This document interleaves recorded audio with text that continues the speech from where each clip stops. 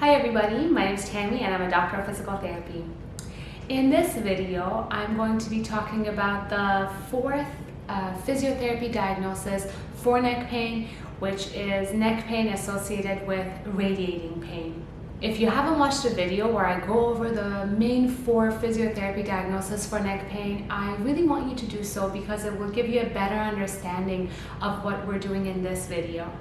Now, before you do any of these exercises, make sure to read the indications, contraindications, and red flags listed in the description for you. And as always, advise your healthcare provider if these are good exercises that you should be doing at home. So with this condition, you are going to be experiencing neck pain, but also radiating pain to your shoulder and down your arm, maybe even to your wrist.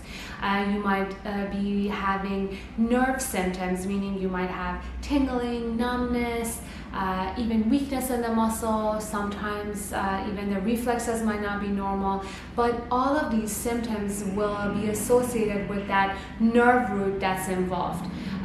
What I mean by that is that you won't complain of your whole hand being numb or tingly.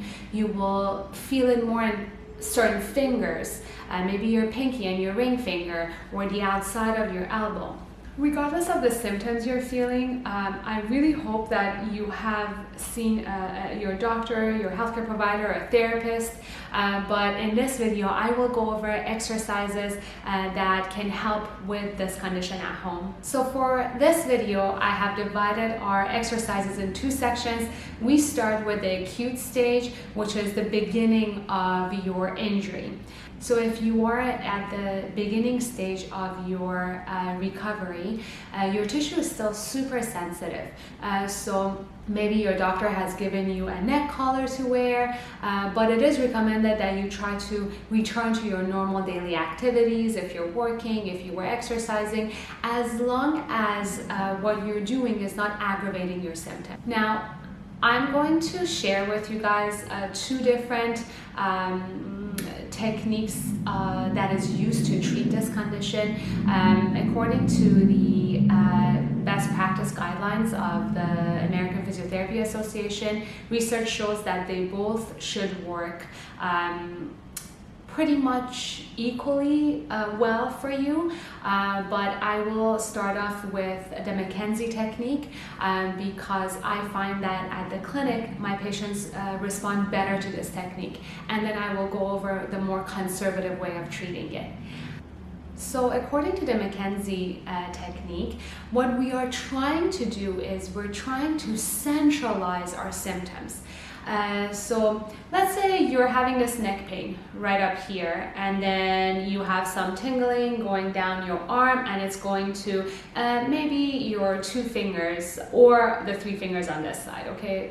Whichever one you want to imagine right now. Let's think about that. Now, we are going to do a couple of repeated movements, and we are going to see which movement centralizes our pain, meaning that when you do this movement, your pain or your tingling numbness is now out of your hand and maybe up to your elbow, and then we do a couple of more and maybe it's going up towards your neck. And you might tell me, oh, you know, Tammy, like I have a lot more neck pain now, but I feel no more numbness in my hand. That is our goal. That's what we want. That is called centralization of our pain.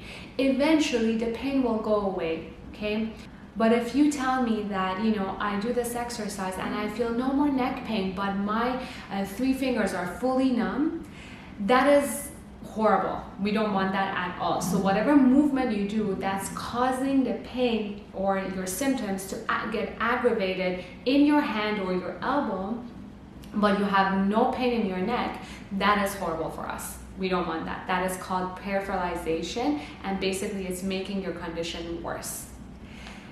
Now that I've explained that, we are going to start the movements. And then I want you to try to repeat each movement about 10 times. If it's making your symptoms a lot worse, meaning you feel it a lot more in your hand, I want you to stop that movement.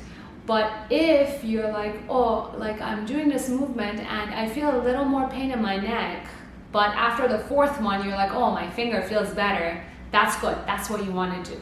okay? So the first exercise we're going to do is, again, our favorite chin tucks, okay? So find a comfortable position, sit up tall. All I want you to do is bring your chin backwards, okay? You guys, you're not going down, you're not going up, you're just pushing your chin back so you have a double chin. Don't make fun of me. And you're gonna hold it for 5 seconds and let it go. So let's try that a couple of times. If you can't hold it 5 seconds, you wanna hold it for 2-3 seconds, that's fine too.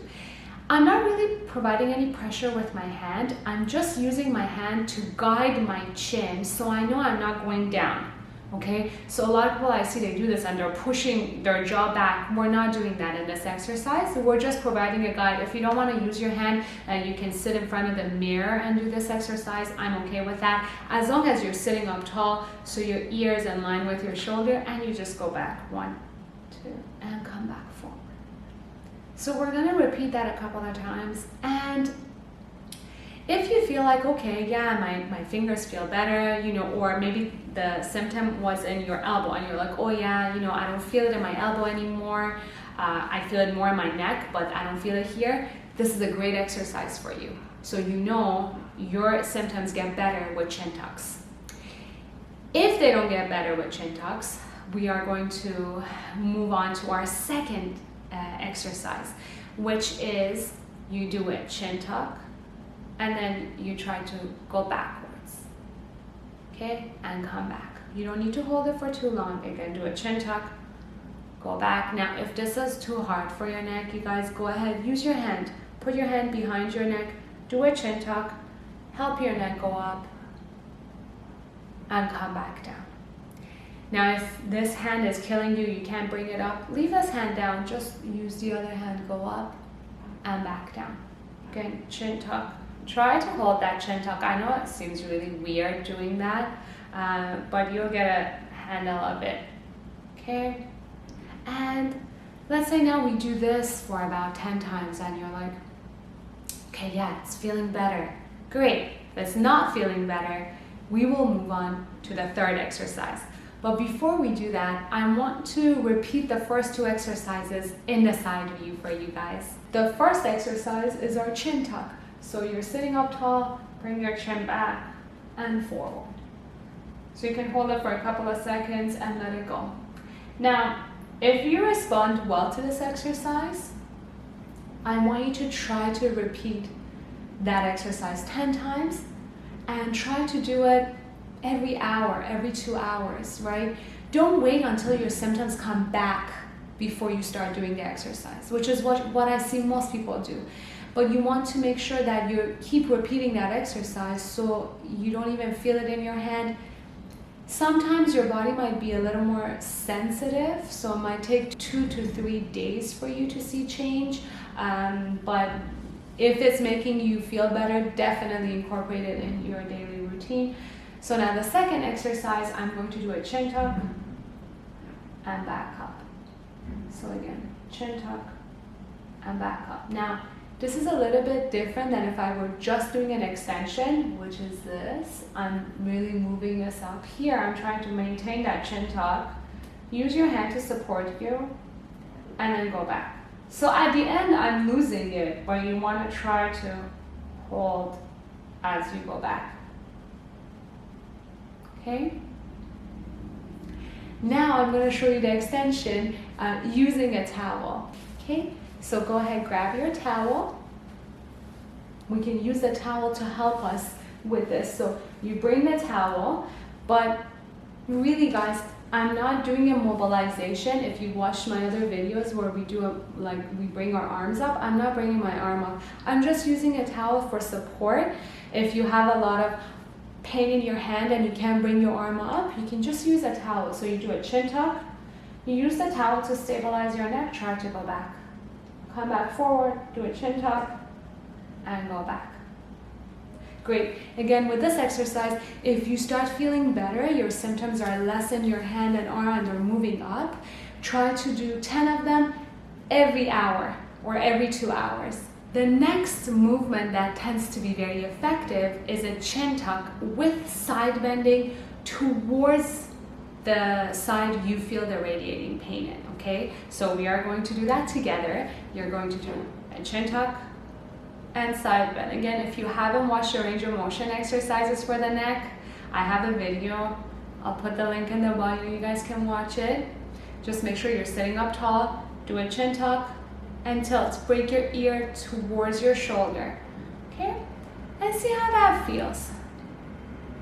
I'm not holding it for too long, just maybe 1 or 2 seconds, but do the movement slowly. And you repeat it 10 times, see how that feels. Now, I hope that these exercises have alleviated your pain.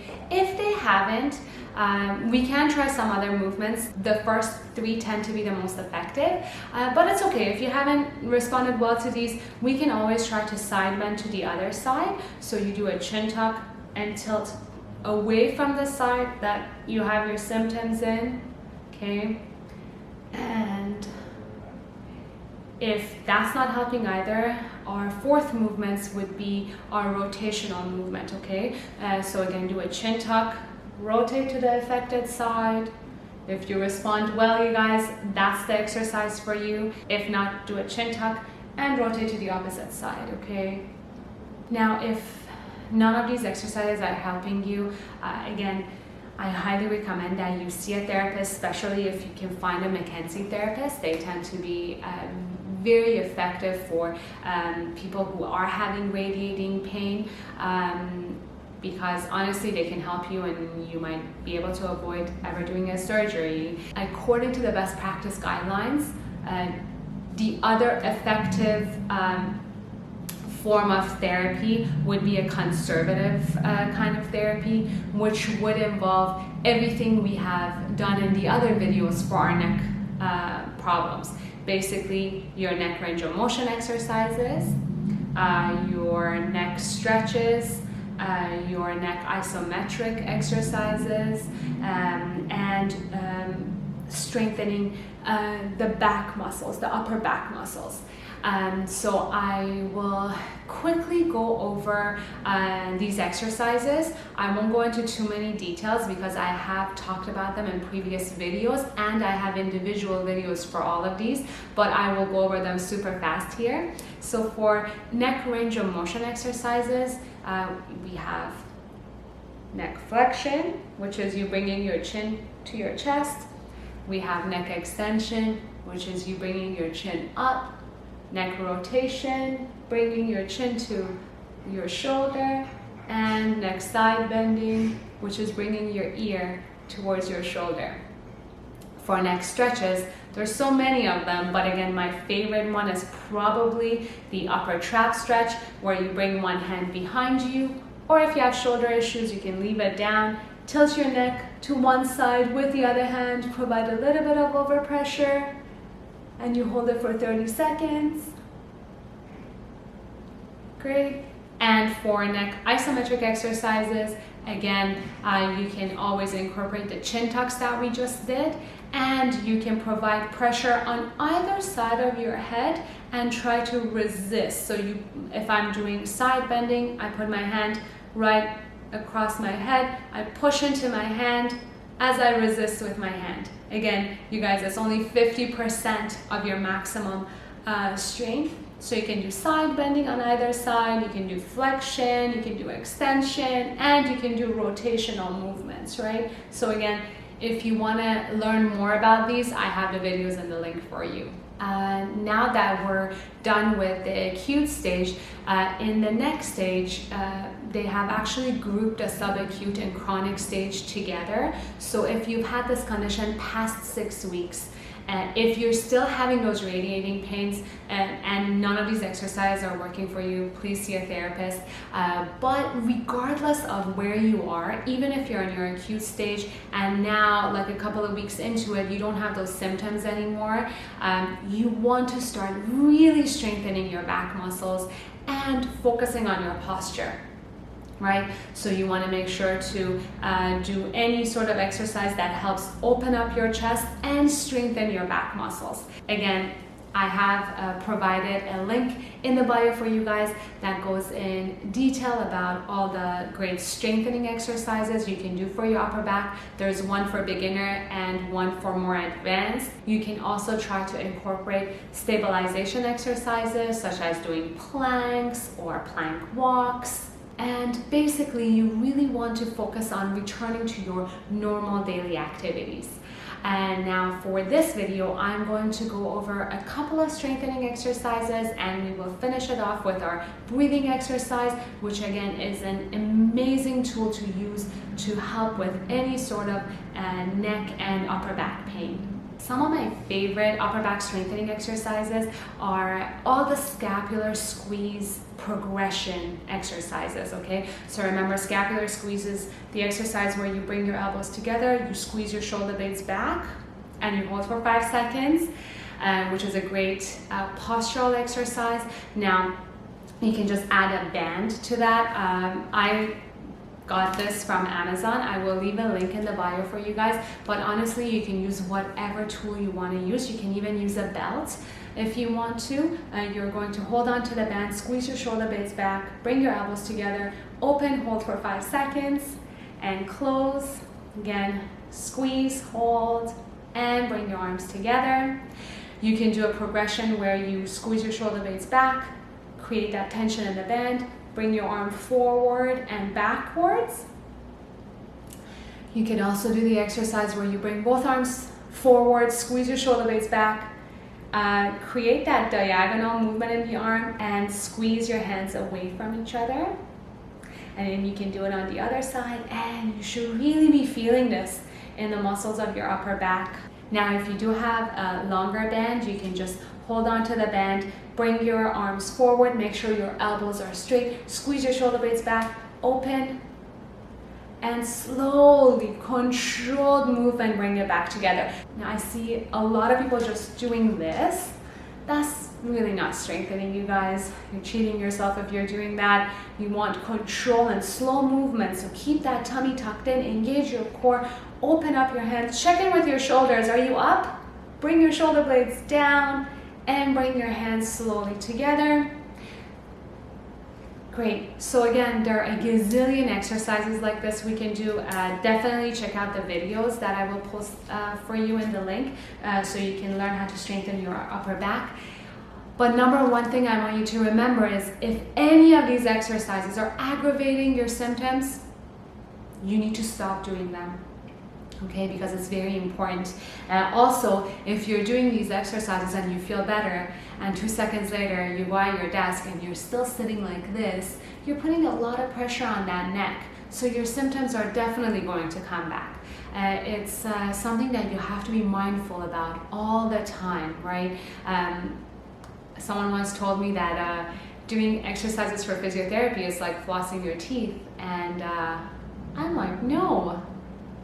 Doing your exercises is like eating food. Your body needs it. If you're trying to feel better, you really have to make sure that you do these exercises, okay? So the last exercise we do together today is a breathing exercise, and it is called the lateral coastal breathing. I know it has a fancy name, but basically all we're doing is we're using our hands to give cues and feedback to our rib cage to help expand it as we take a breath in. So remember, for this exercise, I want you to only be breathing through your nose, so your mouth is closed, and you're going to take both hands, you're going to put it right on your rib cage on either side. Now with an inhale, you're going to push your ribs into your hand, and I want you to feel that opening on either side, okay? So you put your hand there, take an inhale, hold for 2 seconds, exhale through your nose, and as you exhale, with your hands, push your ribs in. Sorry, I exhaled through my mouth. We'll do that one more time, okay? So put your hands right on your ribs, take an inhale.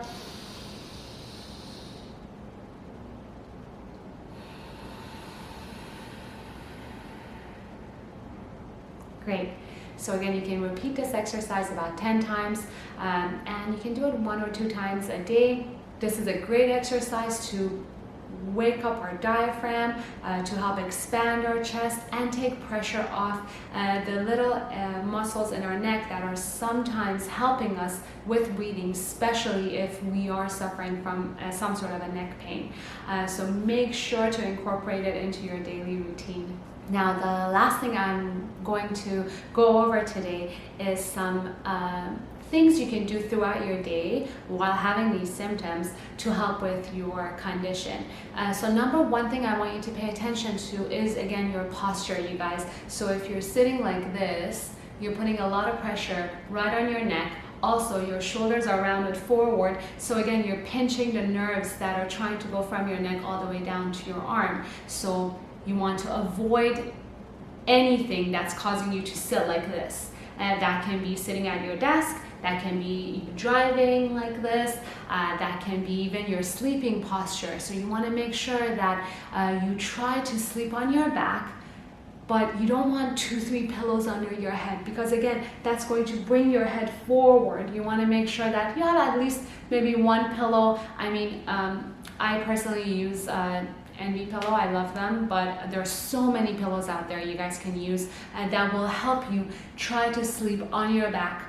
If you are a side sleeper and you just cannot go without sleeping on your side, then make sure that now when you go on your side, you want 2 pillows on your head, so you're not crunching, again, all the tissue that is around your neck and shoulder where you're trying to sleep like this, right?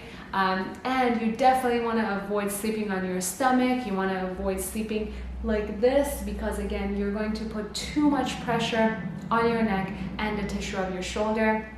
If you're someone who has a desk job, you can definitely ask your HR to get you an ergonomic assessment, so you know that your chair is a good chair, that the monitor is not too far, that the keyboard is not too far from your hands.